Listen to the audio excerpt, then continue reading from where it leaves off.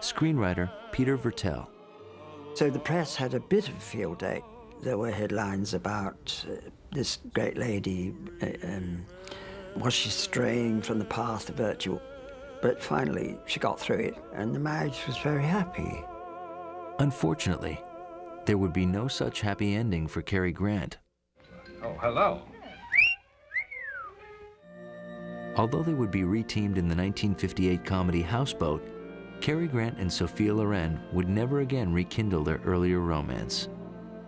She came to me crying one day. She said, "Cary is chasing me again." She said, "I've told him that I'm in love with Carlo Ponti, and that I'm going to marry Carlo Ponti. He doesn't believe me." With her marriage to Carlo Ponti that same year, Loren put an end to any hopes Cary Grant might have had of a future with the Italian sex goddess.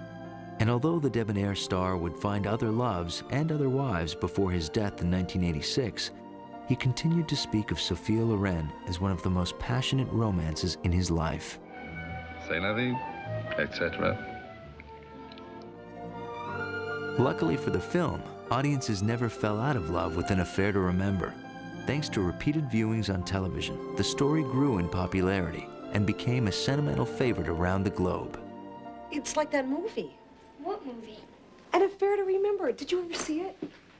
Oh, God. Cary Grant and Deborah Carr. Among its fans was writer-director Nora Ephron, who in 1993 paid homage to the film in her romantic comedy Sleepless in Seattle, starring Tom Hanks, Meg Ryan, and Rita Wilson. She's just lying there, you know, like on the couch with this blanket over her shriveled little legs. And Are you all right? She's fine. And suddenly, he goes, I saw the painting. And he like goes to the bedroom. And he looks and he comes out and he looks at her and he kind of just, they know, and then they hug and it's, That's a chick's movie. An Affair to Remember was shot in the 50s, and women were very masochistic back then. They just, you know, no, it's all right, don't worry about me. You know, I'll suffer the pain. There's something about the ability to have enormous amounts of pride, even though it's sometimes silly or not. I think that's why women love it, you know? When Sleepless in Seattle became a box office smash, audiences around the world came clamoring to see An Affair to Remember. Video stores around the world were besieged with requests for rental copies, and the VHS edition quickly sold an astounding 2 million copies worldwide. In 1994, An Affair to Remember was honored yet again, this time in the form of a big-budget remake entitled Love Affair. But unfortunately, many felt that this latest interpretation failed to capture the magic of the first two incarnations.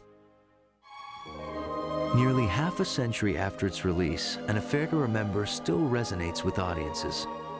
Some see it as a charming and sophisticated comedy. Some see it as a passionate love story. And others see it as a film that simply gives audiences the pleasure of a good cry. The first half of the picture is quite funny, and the last half is quite sad, quite touching. An Affair to Remember is a perfect example of both sides of the coin. Affair to Remember made quite a few people weep, I hope. Don't worry, darling. If you can paint, I can walk. Anything can happen, don't you think? Yes, darling, yes. Men never get this movie.